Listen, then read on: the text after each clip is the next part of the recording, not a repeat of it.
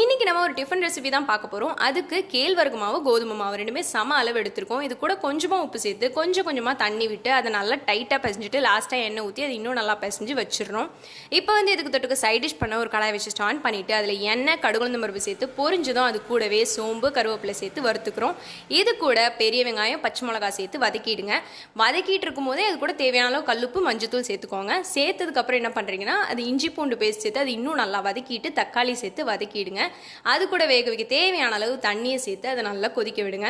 இன்னொரு சைடு என்ன பண்ணுறீங்கன்னா கடலை மாவு தண்ணியில் போட்டு நல்லா கரைச்சி எடுத்துகிட்டு வந்துடுங்க. இந்த சைடு நல்லா கொதிச்சுட்டு இருக்கோம்ல, அப்போ இதை சேர்த்து அது இன்னும் நல்லா கொதிக்க விடுங்க. கொதிச்சதுக்கப்புறமா ஸ்டவ் ஆஃப் பண்ணிவிட்டு கொத்தமல்லி இலை சேர்த்து இறக்கிடுங்க. இப்போ ஒரு கடாய் வச்சு ஸ்டான் பண்ணிவிட்டு அதில் பொரிக்க தேவையான அளவு எண்ணெய் சேர்த்து எண்ணெயை நல்லா காய வச்சுக்கோங்க. இந்த சைடு என்ன பண்ணுறீங்கன்னா நம்ம பிசைஞ்சு வச்சிருக்க மாவுலேருந்து கொஞ்சமாக எடுத்து அதை நல்லா பூரிக்கு திரட்டிக்கோங்க. இந்த சைடு எண்ணெய் காஞ்சதும் பொரிச்சு எடுத்துட்டீங்க அப்படின்னா நம்மளோட கேழ்வரகு பூரி ரொம்பவே சூப்பராக ரெடி ஆகிடும். தொட்டுக்கவே வெங்காய மசாலாவும் செம்மையாக ரெடி ஆகிடும். ஸோ நீங்களும் உங்கள் வீட்டில் கண்டிப்பாக பாருங்கள். இந்த வீடியோ உங்களுக்கு பிடிச்சா லைக் பண்ணுங்கள், ஷேர் பண்ணுங்கள், கமெண்ட் பண்ணுங்கள்.